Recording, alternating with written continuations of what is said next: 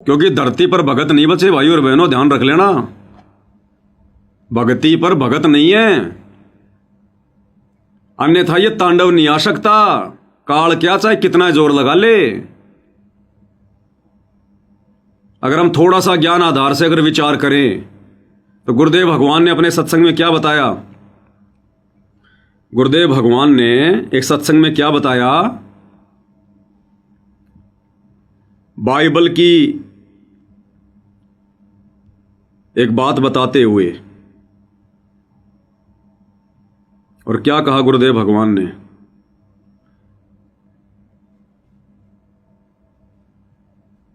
जब किसी ने गुरुदेव भगवान से, मतलब परमात्मा ने बाइबल का जिक्र करके बताया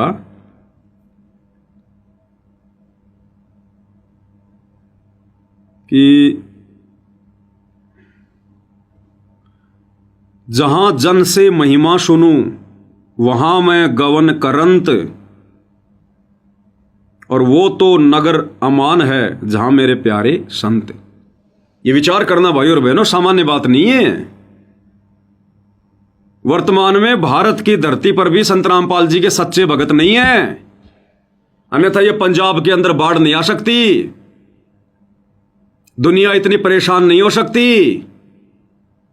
100 कारण बना देता भगवान, 100 कारण धरती पर प्रकट है, लेकिन भगत नहीं है। ये पंजाब के 150 गांव में जो बाढ़ का तांडव मचा हुआ है, गांव के गांव डूब गए, क्या उन गांवों में संत रामपाल जी के भगत नहीं है? सैकड़ों की संख्या में, लेकिन सच्चा भगत कोई नहीं है, सच्चा भगत नहीं है, अन्यथा यह परमात्मा सोच छल छिद्र कर दे। अगर एक भी भगत होता तो सब लड्डू जलेबी बर्फी वाले भगत हैं, सब मर्यादा तोड़कर भगत बनने का ड्रामा कर रहे हैं, इसलिए यह कहर टूट रहा है। अगर एक घर में भी अगर सच्ची ज्योत परमात्मा की जल रही हो, कोई सच्चा भगत हो अगर वहां पर, यह बाढ़ नहीं आ सकती थी। समर्थ है धरती पर। क्या कह रहे हैं परमात्मा? ध्यान से सुन लो, ये सत्संग हल्के में ले रहे हैं कि वो परमात्मा जहां भी धार्मिक अनुष्ठान यथार्थ भक्ति मार्ग जहां प्रचारित किया जाता है, कहते वो चलकर वहां शीघ्र बिजली जैसी गति से उस स्थान पर परमात्मा पहुंच जाते हैं और वहां पर विद्यमान रहते हैं। लेकिन हम नहीं देख सकते उस परमात्मा को, वो साकार होते हुए भी हमारी आंखों से ओझल होता है, क्योंकि उसको देखने के लिए हमें दिव्य दृष्टि की आवश्यकता होती है।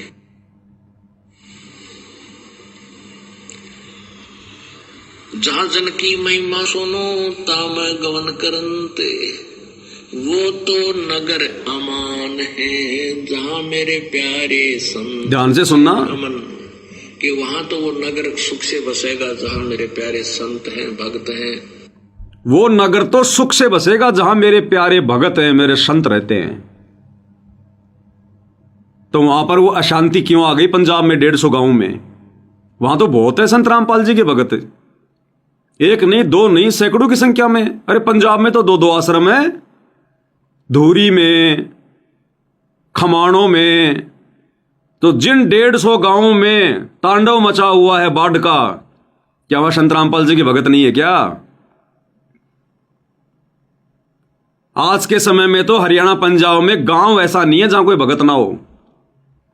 तो गुरुजी तो क्या कह रहे हैं अपने विधान में? परमात्मा तो झूठ नहीं कहेंगे कि वो नगर भी सुख शांति से बसेगा जहां मेरे प्यारे भगत होंगे, मेरे संत होंगे। क्यों तांडव मच रहा भाई? इसका मतलब भगत नहीं है, भगती का दिखावा करने वाले बैठे हैं। ये राजस्थान के सवाई माधोपुर में, बूंदी में, जिन जिन क्षेत्रों में वो बाढ़ आई हुई है, 2-2 मंजिल के मकान डूब गए, लाखों की संख्या में जानवर मर गए, भैंस, गायें, बकरियां, भेड़ें, सब सामान उनका बर्बाद हो गया। क्या सवाई माधोपुर में और बूंदी में संत रामपाल जी के भगत नहीं है? खूब हैं, हजारों की संख्या में, लेकिन सब दिखावे वाले। सच्चा भगत एक भी नहीं है, सब लड्डू जलेबी बर्फी वाले हैं, इन आश्रमों में जाने वाले हैं। क्या कह रहे मालिक? और जिन्होंने उपदेश ले रखा है, सत भक्ति कर रहे हैं, उस नगरी में उन भक्तों को कहते हैं कोई दुख नहीं होने दूंगा, उस नगरी को भी नहीं होने दूंगा। उस नगरी को भी दुख नहीं होने दूंगा, नगरी को भी, उस नगरी को भी परमात्मा कह रहे दुखी नहीं होने दूंगा जहां मेरे प्यारे भगत रहते हैं। कि उस परमात्मा के तो अनंत अवतार है, अनंत बार यहाँ प्रकट होता है, असंख्य बार। और ये 9 चित्तों बुद्धिनाश, यानी बुद्धिहीन लोग केवल 9 ही अवतार मानते हैं, और वो खलक खेल खलकमय, ये इन 9 अवतारों को ही भगवान मान रहे हैं। उस परमात्मा के अनंत अवतार हैं और वो खलक खेल खलकमय 6 ऋतु 12 मास। और भगवान क्या बताते हैं, जहां जन की महिमा सुनो ता मैं गवन करंत, वो तो नगर निश्चिंत बसो जहां मेरे प्यारे संत।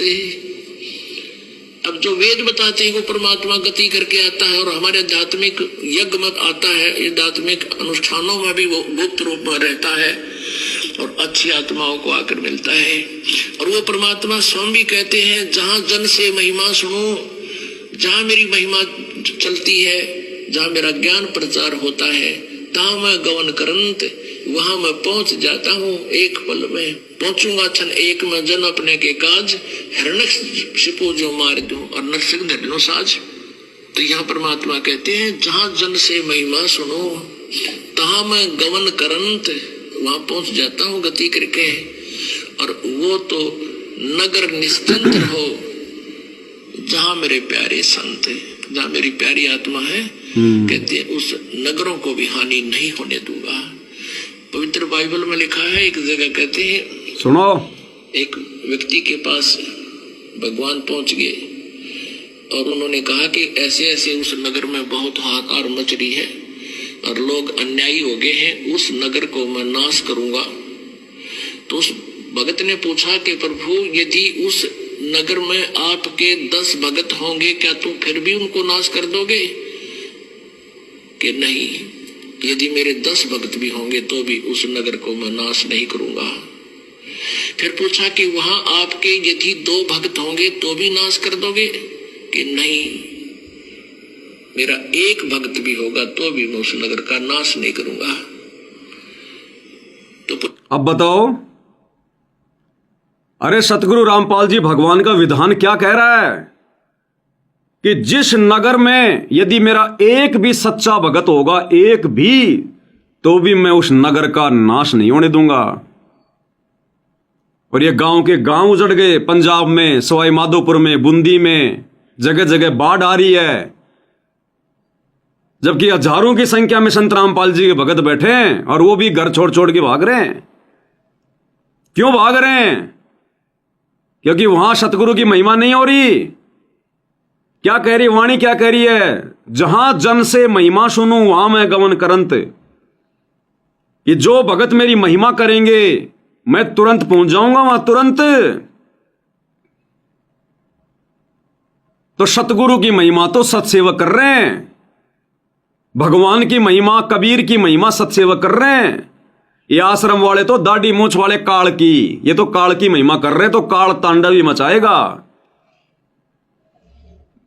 आश्रम वाले तो दाढ़ी मूछ वाले उस नकली कागज के टुकड़े को, कबीर जी की नकली फोटो को भगवान मान के और 3 समय की आरती कर रहे हैं, महिमा कर रहे हैं। तो ये तो काल की महिमा कर रहे हैं, सतगुरु की महिमा कहां कर रहे हैं?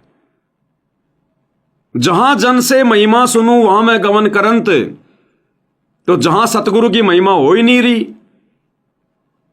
जहां भगत अपने सतगुरु को कबीर मानकर, भगवान मानकर महिमा कर ही नहीं रहे, जिनके घरों में, दरबार में, लॉकेट में दाढ़ी मूछ वाले नकली कबीर की फोटो है, तो कहां से सतगुरु की महिमा होगी? पहले पहचान तो लो, भगवान कौन है, कबीर जी कौन है। मुर्दों की महिमा नहीं होती, कागज के टुकड़ों की महिमा नहीं होती। इसलिए वहां पर काल तांडव मचा रहा है और मचाएगा, और जगत के साथ साथ भगत भी दुखी होंगे। और जहां जहां सतगुरु रामपाल जी परमेश्वर जी के भगत हैं, पूरा नगर डूब जाएगा, लेकिन परमात्मा आंच नहीं आने देंगे, आंच। और उस भगत की भक्ति के कारण, उसकी दृढ़ता के कारण, उसके विश्वास के कारण जो सतगुरु रामपाल जी परमेश्वर को परमात्मा मानकर जो महिमा कर रहे हैं, भक्ति कर रहे हैं, जिन घरों में गुरु को भोग लग रहा है, गुरु की पांच दीपक वाली थाली के साथ आरती हो रही है, परमात्मा उस गांव की भी रक्षा करेगा, आंच नहीं आने देगा, उस गांव की भी रक्षा करेगा। जैसे परमात्मा ने, कौन सा भगत था जिसका जहाज डूबने से बचाया था? दामोदर सेठ। अरे वो तूफान आया, आना ही था वो तूफान, सबने मरना था, लेकिन दामोदर केवल अपने गुरु जी का चित्र बनाकर उसकी पूजा करता था। गुरु भगत था वो, अपने गुरु को परमात्मा मानता था। परमात्मा ने दामोदर के साथ साथ बाकी सभी सेठों की रक्षा की।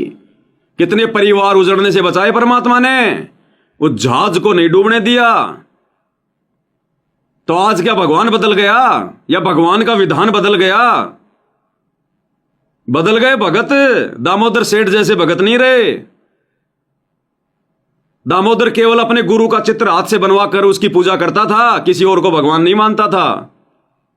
और आज गरीबदास जी का प्रकट दिवस मना रहे हैं, गरीबदास जी का बोध दिवस मना रहे हैं, गरीबदास जी के नाम पे लड्डू जलेबी बर्फी खा रहे हैं।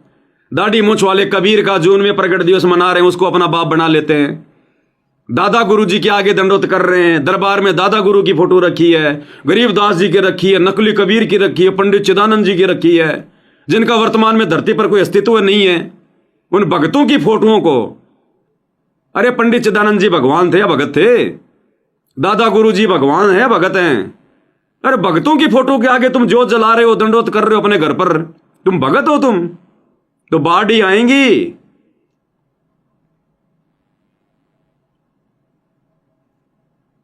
तो सतगुरु की महिमा तो वर्तमान में सतसेवक भाई बहन कर रहे हैं।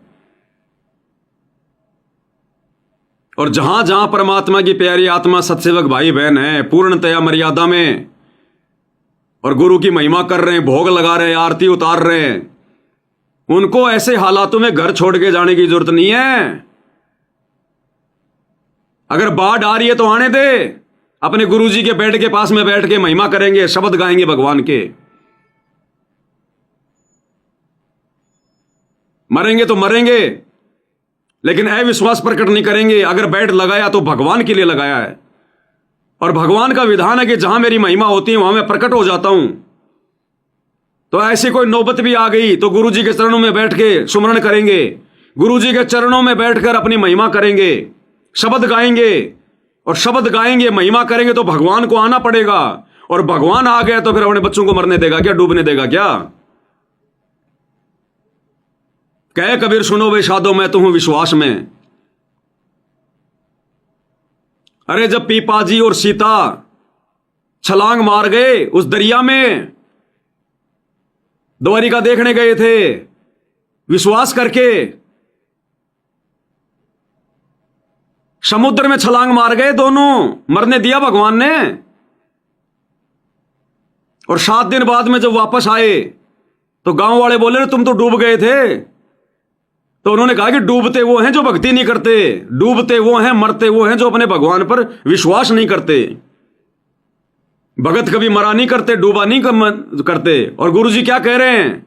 कहे कबीर शरण गह मेरी हो रक्षा जल थल की। जल में भी रक्षा करेगा भगवान, थल पे भी रक्षा करेगा, आकाश में भी रक्षा करेगा। फिर क्यों बेड लगा रखे, ड्रामा कर रहे हैं हम? बाढ़ आ रही है तो आने दे, भूकंप आ रहा तो आने दे, मरेंगे तो भगवान के चरणों में मरेंगे, डूबेंगे तो भगवान के चरणों में डूबेंगे, खोल के पुस्तक भगवान के शब्द गाएंगे।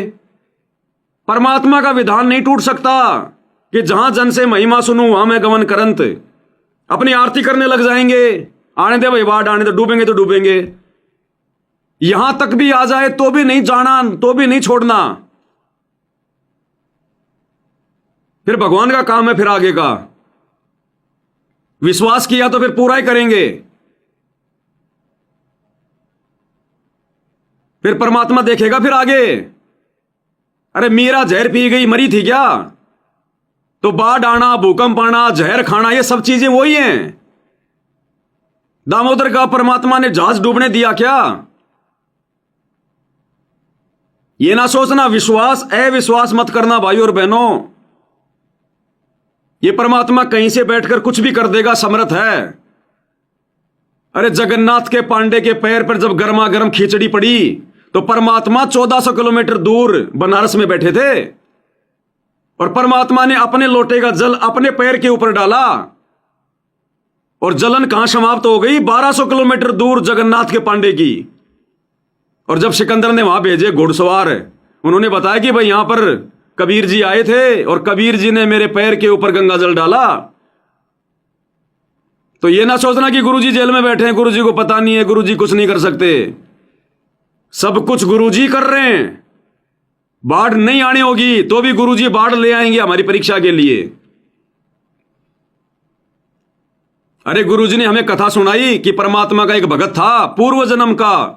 उस जन्म में वो भक्ति नहीं कर रहा था, सही डले ढो रहा था, लेकिन पूर्व जन्म की आत्मा थी और 7 कोस ऊंचे पहाड़ के ऊपर उसने अपनी झोपड़ी डाल रखी थी, 7 कोस ऊपर।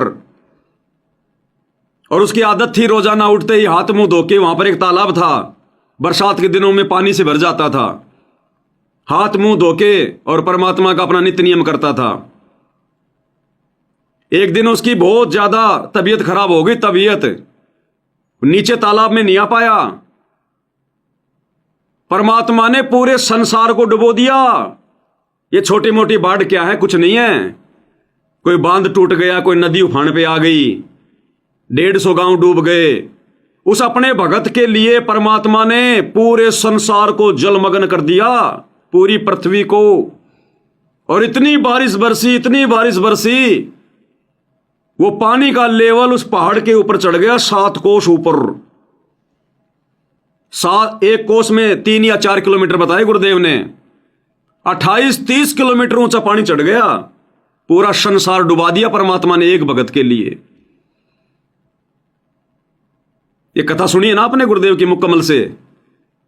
तो जब भगवान अपने एक भगत के लिए, एक भगत का मुंह धोने के लिए, मुंह धोने के पानी के लिए, कि वो बीमार था, उससे उठा नहीं जा रहा था, कि भगवान हाथ मुंह कैसे धोऊंगा, बस इतनी चिंता हुई थी। इतनी भयंकर बरसात की पूरी सृष्टि डूब गई, 7 कोस ऊंचा पानी चढ़ गया पहाड़ पे। तो जो परमात्मा अपने उस पूर्व जन्म की आत्मा के मुंह धोने के लिए पूरी दुनिया को पानी में डुबो सकता है, तो वर्तमान में हम भगतों उनकी शरण में हैं। अगर विश्वास करेंगे, भक्ति करेंगे, तो जहां पूरी दुनिया डूबनी हो, क्या भगवान अपने एक भगत को नहीं बचा सकता? तो या तो हम उनको भगवान मान नहीं रहे या हमारे को विश्वास नहीं है। तो आने दो भूकंप आ रहा, तो ये रिहर्सल हमने करनी पड़ेगी। दास जयपुर में 4थे फ्लोर पे रह रहा था और साल भर पहले आप सबको पता भूकंप आया था जयपुर में। हम लोग आरती कर रहे थे, संध्या आरती, और ऐसा झटका आया, आसपास के सब लोग चिल्लाने लग गए, बिल्डिंगों से नीचे आ गए, भीड़ लग गई और हम लोगों को पता भी नहीं चला कि भूकंप आया। आरती करने के बाद, दंडवत करने के बाद जब हमने नीचे देखा तो लोग चिल्ला रहे हैं, भीड़ इकट्ठा हो रही है, डरे हुए हैं। हमने पूछा भी क्या हुआ? बोले भूकंप आया, और हमें पता ही नहीं, हम आरती कर रहे थे। तो परमात्मा धरती पर है, भगवान वही है जो त्रेता में आया था खंबा फाड़ के। लेकिन हमने भी प्रहलाद जैसा भगत बनना पड़ेगा, इतना विश्वास करना पड़ेगा। अरे दुनिया वालों की बस की बात नहीं है। दुनिया ना भगवान जानती ना भक्ति जानती। दुनिया सुबह निकल जाती है रोजी रोटी के लिए, शाम को आगे पड़ जाती है। अरे कम से कम भगवान ने आप और हमें जो ज्ञान दिया है, जो पाठ पढ़ाया है भक्ति का, हमने तो विश्वास करना चाहिए। तो बताओ फिर भाई और बहनों, जब परमात्मा एक भगत के लिए पूरी सृष्टि को जलमग्न कर सकते हैं, तो पूरी सृष्टि अगर जलमग्न हो जाए तो क्या अपने भक्तों को नहीं बचाएंगे? फिर ये वाणी फैल हो जाएगी, कहे कबीर शरण गए मेरी हो रक्षा जल थल की। अगर कोई सच्चा भगत है तो परमात्मा उसकी आकाश में भी रक्षा करेगा, जल में भी रक्षा करेगा, जमीन पे भी रक्षा करेगा, और परमात्मा उसकी अग्नि से भी रक्षा करेगा, जहर से भी रक्षा करेगा, जैसे मीराबाई की जहर से। भगत प्रहलाद की रक्षा की परमात्मा ने अग्नि से। जहर अग्नि तन निकट नहीं आवे, दूरी जात लंगावे।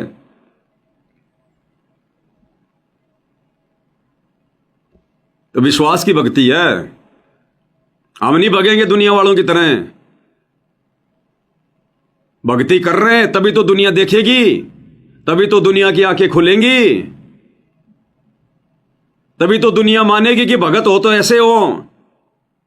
अरे भगतों से भगवान की पहचान होती है, भगतों से भगवान की महिमा हुई है। अगर सुदामा अगर अपने धर्म कर्म पे नहीं रहता, श्री कृष्ण जी को कोई नहीं पूछता। भगत प्रहलाद अगर अपने विश्वास पर नहीं होता, आज वो किस्सा नहीं बनता। मीराबाई यदि अपने विश्वास पर नहीं होती, भगवान पे विश्वास नहीं करती और जहर नहीं पीती भगवान के नाम पर, आज ये कथाएं सुनने को नहीं मिलती। इतना विश्वास नहीं होता भगवान पे। तो भगतों से भगवान की महिमा होती है, भगतों से भगवान की पहचान होती है, और भगवान फिर भगत के वश में होता है। भगत के वश में है भगवान, भगत के वश में है भगवान। लेकिन भगत तो लड्डू जलेबी बर्फी के चक्कर में पड़ गए। थोड़ी बहुत भक्ति बची तो राजनेताओं की रैलियों में जाके बर्बाद कर दी, आन उपासना में बर्बाद कर दी। अब बांटो ना, वहां जाके मकान बनाओ ना। अन्नपूर्णा मुहिम, मकान बनाएंगे, रोटी कपड़ा शिक्षा और मकान सबको देगा कबीर भगवान। वो 150 गांव बर्बाद हो गए, जाओ बनाओ मकान। तुम्हें तो 4-5 साल तक बढ़िया मजदूरी मिलेगी, कहीं और जाने की दिक्कत नहीं, कहीं और धक्के खाने की जरूरत नहीं। अरे आश्रम वालों, कहीं और जाते हो तुम, एक एक मकान बनाते हो। अरे पूरे गांव के गांव बर्बाद हो गए, जाओ बनाओ। अगर परमात्मा ने चलाई है तो मुहिम, बढ़ाओ सबके घर, भर दो सबके घर। उधर तो तुम्हारी रूह भी काम नहीं करेगी, और जाओगे तो 1 किलो टमाटर, 1 किलो आलू, 5 किलो आटा लेके जाओगे। उससे उनका एक दिन भी नहीं निकलने वाला, एक दिन भी। भक्ति मारा गया, ड्रामेबाजी नहीं चलती है।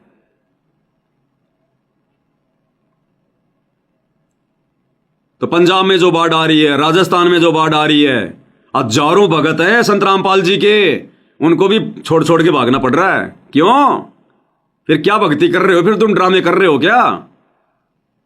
कहां गया अब तुम्हारा भगवान, तुम्हारा कबीर भगवान कहां गया? गुरु जी पे तुम्हारा विश्वास कहां गया? वो 3 समय की आरती की शक्ति कहां गई? अरे मंत्र जाप कर रहे थे, वो भक्ति कहां फिर? क्योंकि भक्ति तुम्हारी बनी नहीं रही। मर्यादा तुम सबकी खंडित है। आश्रम वालों ने मर्यादा तुम्हारी छोड़ी नहीं, मर्यादा तुम्हारी राजनेता खा गए।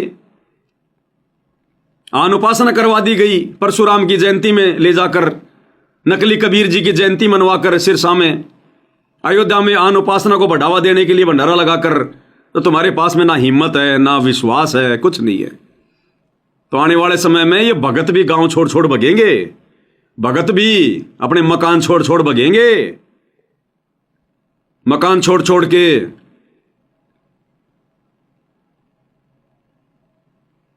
एक समय एक जिक्र आता है, पहले उसका टीवी सीरियल भी आता था। एक मुसलमान भगत था, अपनी नमाज अदा कर रहा था वो, और ऊपर से आकाश से शैतान ने एक बड़ा सा एक पत्थर का सिला उसको मारने के लिए, उसको दबाने के लिए वो नमाज कर रहा था। वो शिला उसके ऊपर आकर यूं खड़ी हो गई 10 मीटर दूर। अरे काल ने तो उसको मारने के लिए डाली थी, फिर उसको बचाया किसने? परमात्मा ने, सतगुरु ने। वो सच्चे नियत से अपनी नमाज कर रहा था। नमाज यानी अपनी आरती, स्तुति, अपने धर्म कर्म पर था वो। और आज भगत एक्सीडेंट में मर रहे हैं, फिर कहते हैं धरती पर भगवान आया हुआ है, हम कबीर जी के भगत हैं। अरे क्यों कबीर का भी नाम बदनाम कर रहे हो? ये परमात्मा किसी का सगा नहीं है, ध्यान रख लेना। कोरोना में हजारों भगत मरे थे, हजारों बेमौत, सार नाम वाले, सार शब्द वाले। और ऐसे ही आने वाले समय में जितने भी ये बकवादी लोग हैं, ये जितने भी बकवादी लोग हैं, चाहे कोई भी हो, ऐसे जाएंगे जैसे गधे के सिर से सींग जाते हैं। परमात्मा किसी का सगा नहीं है, ये भक्ति करने वाले का सगा है, मर्यादा निभाने वाले का सगा है। उस पर आंच नहीं आने देगा, चाहे पूरी धरती एक क्यों ना करनी पड़े भगवान को। तो भैया फिर तो भगवान का विधान फैल हो गया कि जहां जन से महिमा करूं, महिमा सुनूं, वहां मैं गवन करंत। तो भगवान ने तो गवन किया ही नहीं, भगवान तो जा ही नहीं रहे वहां पर, भगवान तो रोक ही नहीं रहे, लोगों की मदद ही नहीं कर रहे, गांव नगर को बचा ही नहीं रहे, क्योंकि कोई भगत है ही नहीं। सब काल की महिमा कर रहे हैं।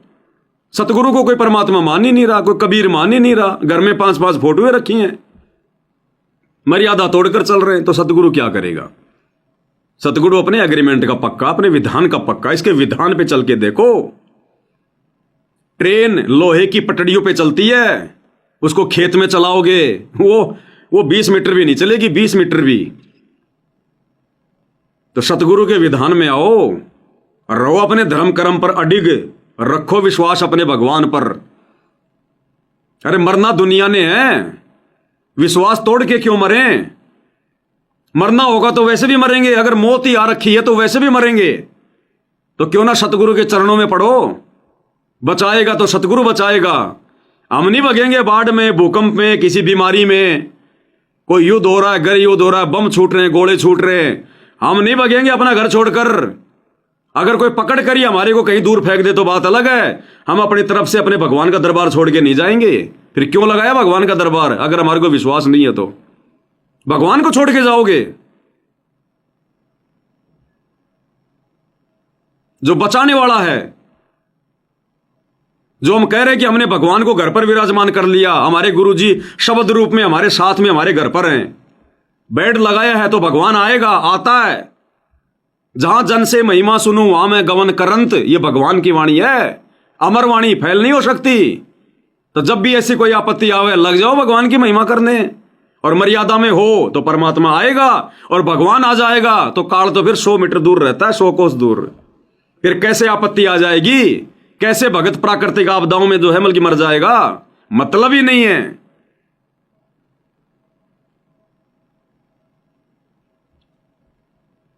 तो भैया इतना विश्वास करना पड़ेगा, तब जाके सतलोक में नंबर आएगा।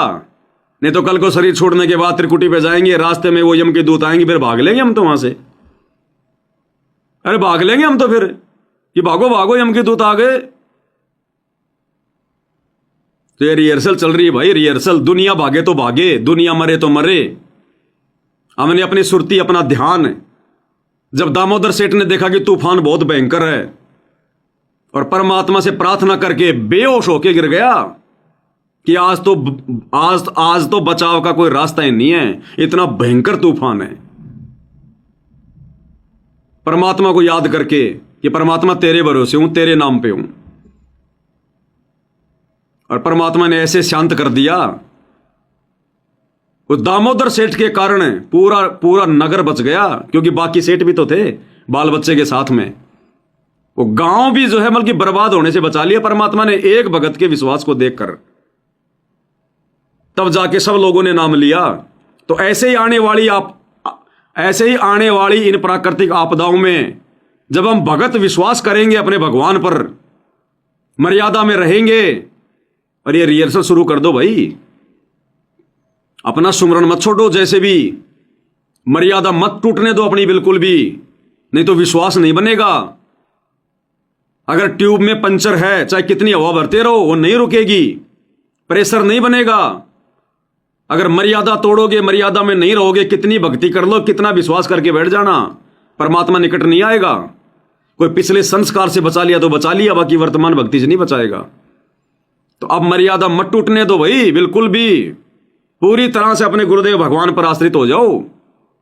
अब समय नहीं बचा बिल्कुल भी, कब क्या हो जाए कोई भरोसा नहीं। अब ये देश दुनिया को ये बंदर दिखाने का समय आ गया, बंदर दिखाने का। आपत्तियां आएंगी, भयंकर जलजला आएगा।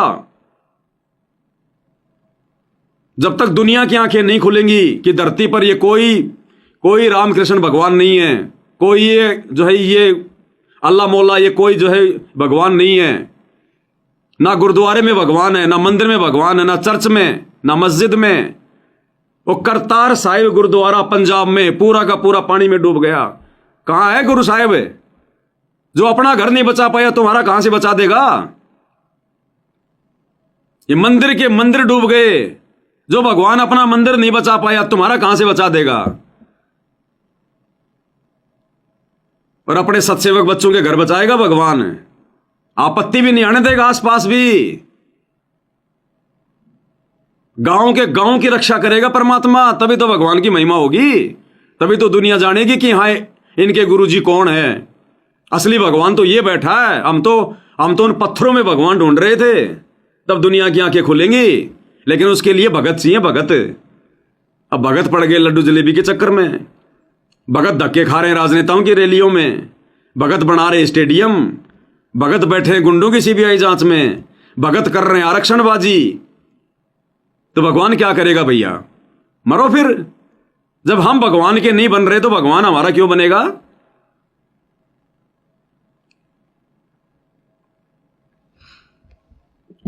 तो भाई और बहनों, ये बातें हम सत्संगों को समझ में आएगी, ध्यान रख लेना। इन आश्रम वालों की भी समझ में नहीं पड़ेंगी ये बातें। जिनका विश्वास बढ़ना था बढ़ चुका है, जिनको भगवान ने सेलेक्ट करना था कर लिया। कोई इक्के दुक्के की बात अलग है, कोई आ जाए कोई निकल जाए, तो बाकी अब कुछ लेना देना नहीं है। अब जिनको परमात्मा ने चुन लिया है, जो वर्तमान में साथ संगति में हर प्रकार से दृढ़ होकर मर्यादाओं में रहकर जुड़े हुए हैं, वो लोग अपनी भक्ति को आगे और बचाने का प्रयास करो। अपने गुरुदेव भगवान को ज्यादा से ज्यादा भक्ति करके, विश्वास करके, महिमा करके ज्यादा से ज्यादा उनको प्रसन्न करने का प्रयास करो। बाकी ये जगत भगत सब डूबेंगे, कोई लेना देना नहीं है। जब आज से पहले भगवान ने नहीं बचाया, अब क्यों बचाएगा? और अमर्यादित को भी भगवान बचाएगा, तो फिर मर्यादा में रह के आगे भक्ति कौन करेगा फिर? तो साथ संगति क्या है, सतगुरु की महिमा क्या है, ये अब पता चलेगा कि भाई सतगुरु का रियल मार्ग कहां है, असली पंथ कहां से चल रहा है। अब पता चलेगा ये आने वाले समय में, जब ये आश्रम भी डूबेंगे, ये आश्रम भी डूबेंगे, कुछ नहीं बचेगा इनमें। अनुपासना हो रही है इनमें, गुरु को मानुष माना जा रहा है, राजनीति के अड्डे हैं ये। लोग अपने बच्चों के रिश्ते तय करने जाते हैं वहां पर शादियां करने के लिए। मेरे को तो मेरी जाति में चाहिए, अरे मेरा गोत्र चाहिए, कोई मर्यादा नहीं है वहां सतगुरु की। ये विषय वासनाओं के संबंध जोड़े जा रहे हैं यहां पर। भक्ति नाम की कोई चीज नहीं है इन आश्रमों में। कोरा पाखंड, कोरा मनमाना आचरण। जगत वालों से भी गए गुजरे, गुरुजी ने कह दिया सत्संग में कि रे जगत वाले भी ऐसा नहीं करते जैसा तुम भगत कर रहे हो। तो जिनके उल्टे आचरणों से गुरु इतना दुखी हो चुका हो, वो बचेंगे आश्रम? ये खंडर बनेंगे, खंडर। इनमें जाना छोड़ दो, कहीं रात को सोते सोते कहीं तुम पानी में बह जाओ वहीं पे, ये सोचकर कि आश्रम है, या गुरु जी का आशीर्वाद है। काल बैठा है वहां, काल। गुरु जी का कोई आशीर्वाद नहीं है। गुरु जी का आशीर्वाद चाहे अगर मर्यादा में हो तो गुरु का आशीर्वाद है, फिर चाहे पहाड़ पे जाके बैठ जाओ, आंच ही नहीं आने देगा भगवान। अपने घर को तो आश्रम बनाया नहीं जा रहा, आश्रमों में जाकर भक्ति का ड्रामा करते हैं। तो भाई और बहनों, परमात्मा का विधान तो विधान ही रहेगा। इनका विधान कभी नहीं बदलता, बदलती है भगत की सोच। और उसी सोच को भगवान ठीक करने के लिए आते हैं गुरु रूप में। और वो सोच भाई ठीक नहीं हो रही। 90% से ज्यादा भक्तों की सोच ठीक नहीं है। साथ संगति में भी आधे से ज्यादा तो देखा देखी में जुड़े हुए हैं, आधे से ज्यादा देखा देखी में। अभी तक विषय वासनाओं के चक्कर में पड़े हुए हैं साथ संगत वाले भी। इसलिए दास कह रहा, भैया कहीं तुम ये सोचो कि भाई मैं तो सत्सेवक भी था, हैं, फिर मेरी रक्षा क्यों नहीं हुई। भैया अपने अंतःकरण को झांक के देख ले, तू कितना भगत है, तू कितना सत्सेवक है। ये साथ संगति का लोगो लगा लिया तो कोई तू भगत थोड़ी बन गया।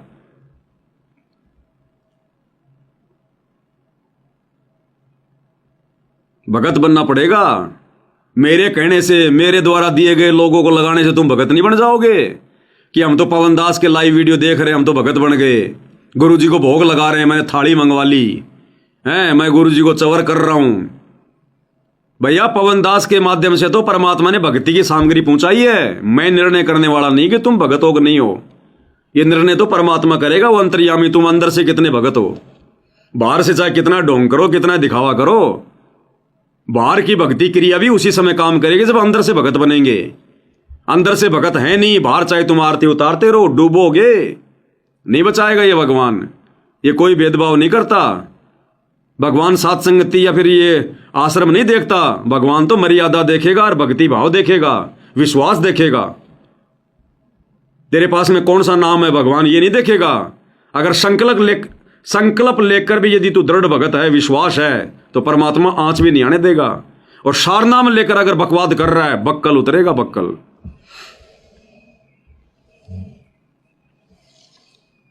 तो भाई और बहनों,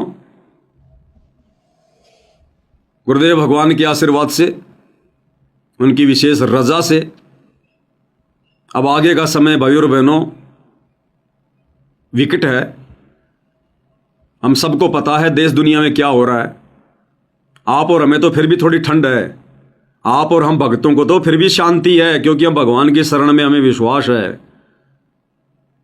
दुनिया वालों के होश उड़े पड़े हैं, आने वाले समय में क्या होगा, कैसे होगा,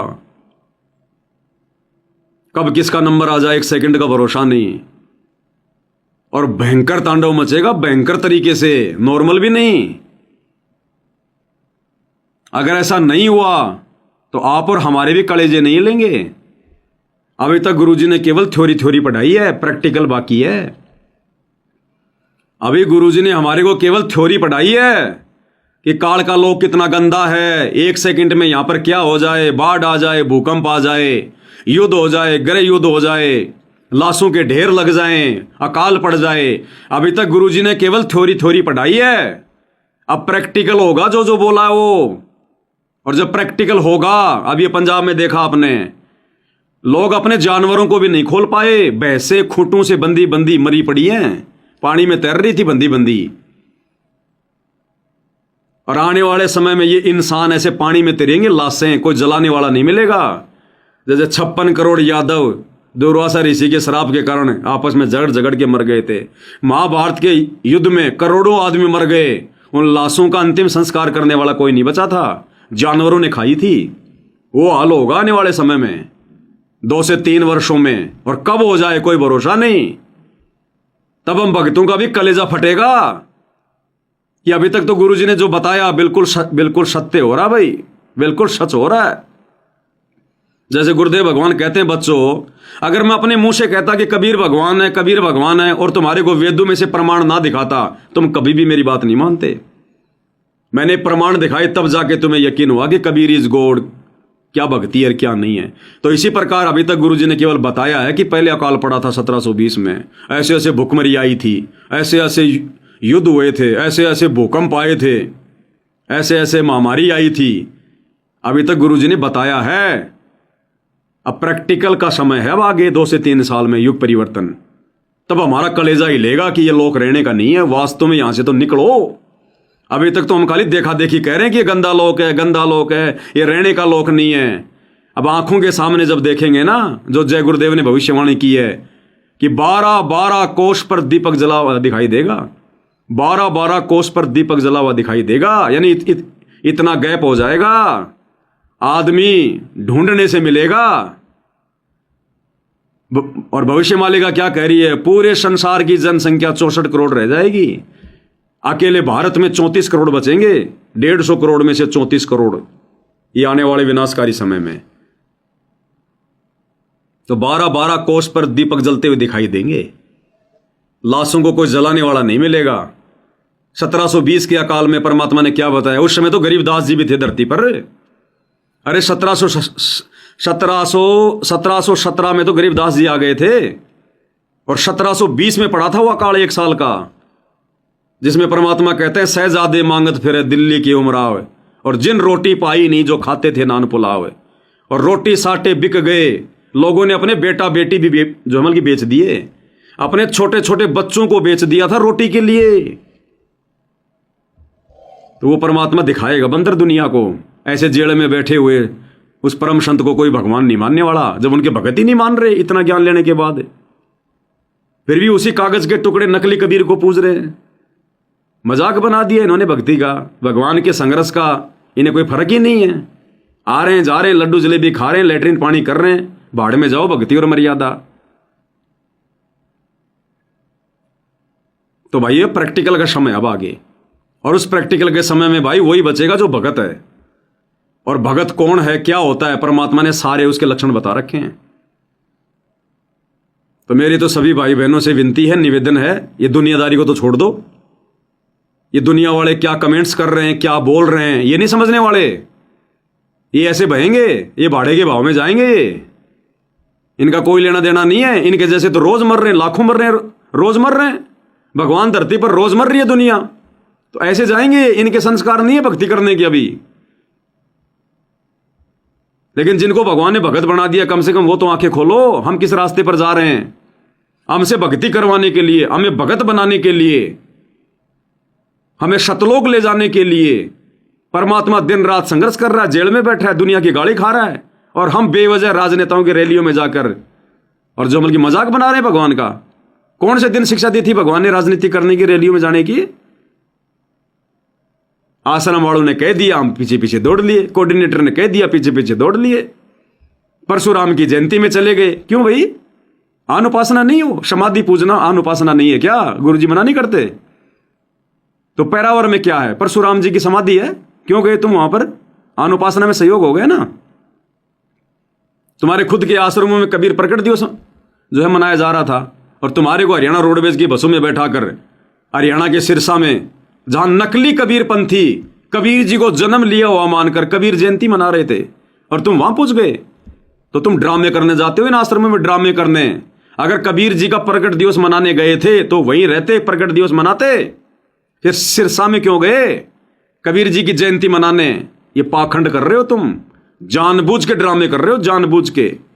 तुम्हारी सच कहने की हिम्मत नहीं है किसी की भी। तुम डरते हो अपने कोऑर्डिनेटरों से, गुरुजी के परिवार से। तुम्हारी पैंट गीली हो जाती है, सवाल जवाब करने की तुम्हारी हिम्मत नहीं है। फिर कहते हो हम भगत हैं, हम सच्चाई के लिए जो है वो लड़ रहे हैं, संघर्ष कर रहे हैं। खाक, तुम सच्चाई के लिए संघर्ष कर रहे हो तुम। इन कोऑर्डिनेटरों के सामने तो तुम्हारी बोलने की हिम्मत नहीं, तुम्हारी औकात नहीं। तुम्हारे जो हमल की बुखार चढ़ जाता है। तुम्हारी आंखों के सामने मर्यादा तोड़वा रहे हैं। तुम्हारा कोई फर्ज बनता कि नहीं बनता अपने भाई बहनों को बचाने का? क्या मुंह दिखाओगे गुरुजी को आने के बाद में, जब सवाल करेंगे परमात्मा कि मैंने कब कहा भाई राजनीति करने के लिए? अरे शतलोक में तुमने राजनीति करी। अरे काल क्या कर रहा था? राजनीति। अलग से राज्य प्राप्त करने के लिए जो प्रयास किया जाता है उसको राजनीति कहते हैं। ये राजा लोग चुनाव क्यों लड़ते हैं? राज्य प्राप्ति के लिए। तो काल सतलोक में तब क्यों कर रहा था? राज्य प्राप्ति के लिए, अलग से राज्य प्राप्त करने के लिए। और आप और हमने उसकी राजनीति में सहयोग दे दिया। हम उसके वोट बैंक बन के खड़े हो गए, आ गए यहां पर।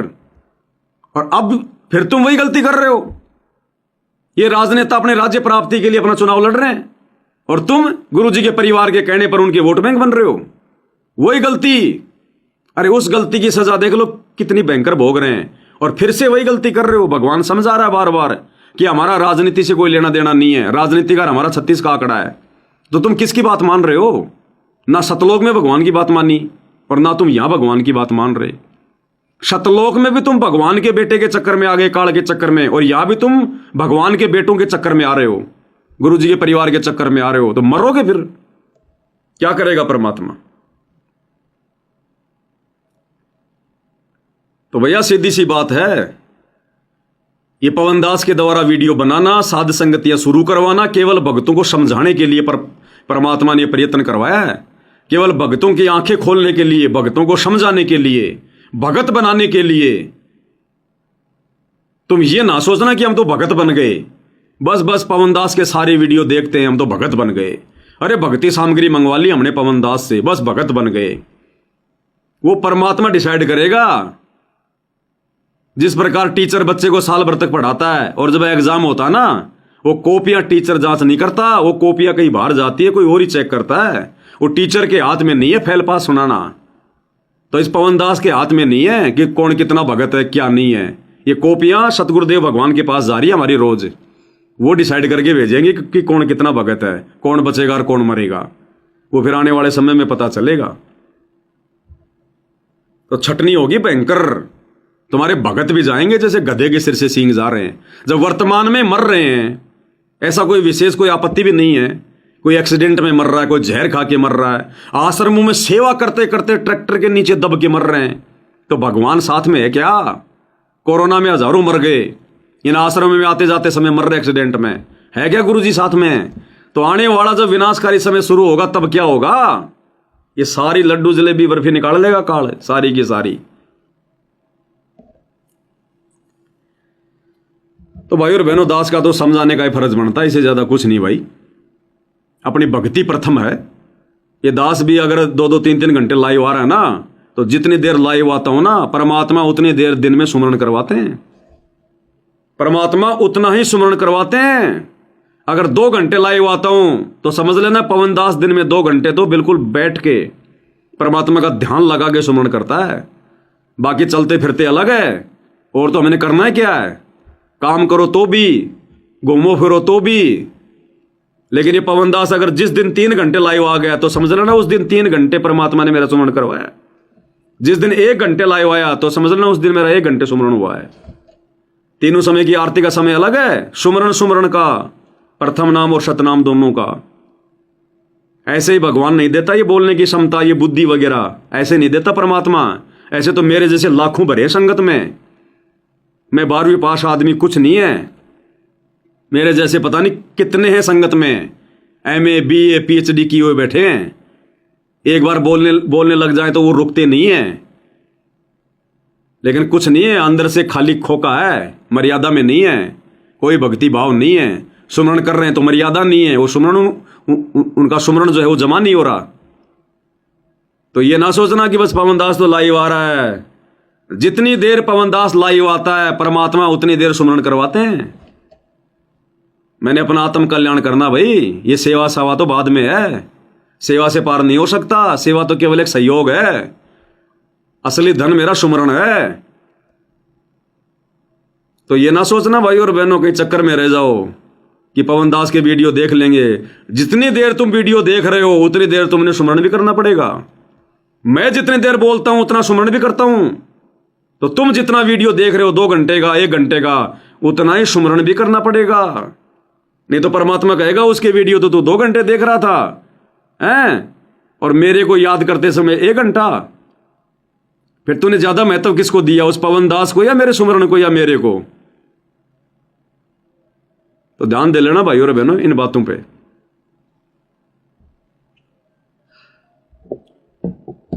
तो ये कुछ बातें थी भाई और बहनों जो ये बेवजह भाई बहन करते हैं, आपस में राग द्वेष फैलाते हैं। भाई ये अपनी मौत को न्योता देना, अपनी मौत को न्योता। ये परमात्मा किसी का सगा नहीं है, ध्यान रख लेना। नित्य नियम में रोज पढ़ते हो तुम, ये निर्मोही परमात्मा है। परम शक्ति संगीतम रिद्धि सिद्धिदाता सोई, अविगत गुण अतीतम सत्य पुरुष निर्मोही। या तो तुम्हें विश्वास नहीं है कि सतगुरु रामपाल जी ही सत्य पुरुष हैं। अगर विश्वास है तो फिर ये निर्मोही परमात्मा है। ये किसी का सगा नहीं है। शीश उपाड़े भूमि धरे ऊपर मच के पाओ, कबीर का घर शिखर में तेरी गरज पड़े तो जाओ।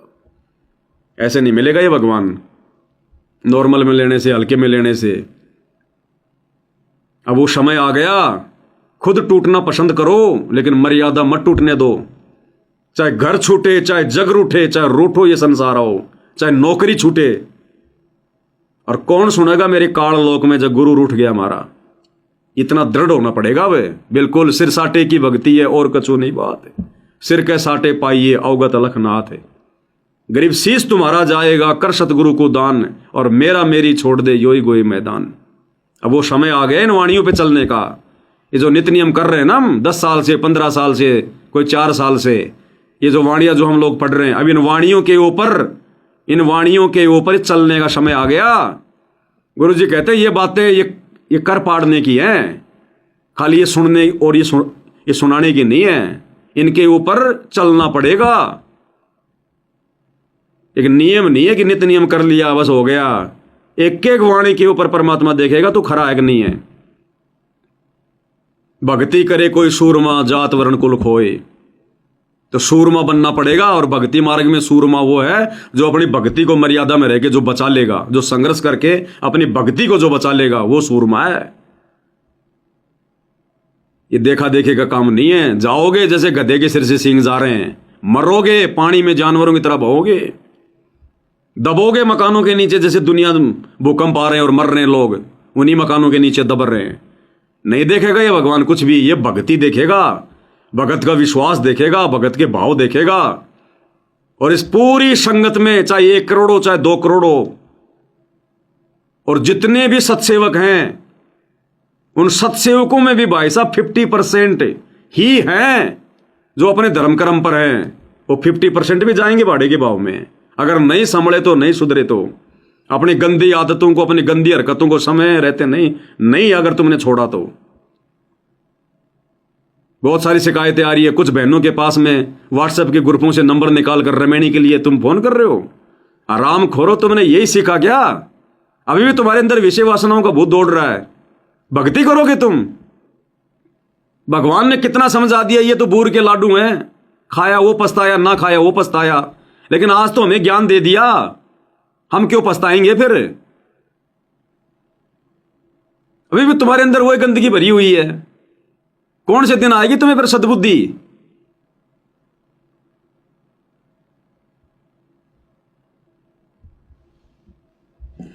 भाई और बहनों, अपने अपने संस्कार हैं यहां।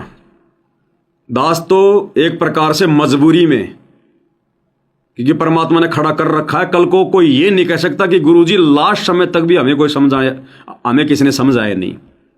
एक भी पॉइंट परमात्मा साथ संगति के माध्यम से ऐसा नहीं रखेंगे जो भगत ये कह सके कि गुरुजी मेरे को इस विषय में नहीं बताया गया। तुम्हें ऐसी ऐसी बातें साथ संगति के माध्यम से समझने को, सुनने को मिल रही हैं जो आपने कभी गुरुजी के सत्संगों में भी नहीं सुनी। सत्संगों में भी इस दास को परमात्मा अंदर से प्रेरणा करके वो बातें बुलवा रहे हैं। तो मुंह दिखाने के लायक नहीं रहोगे, फिर मुंह दिखाने के लायक है।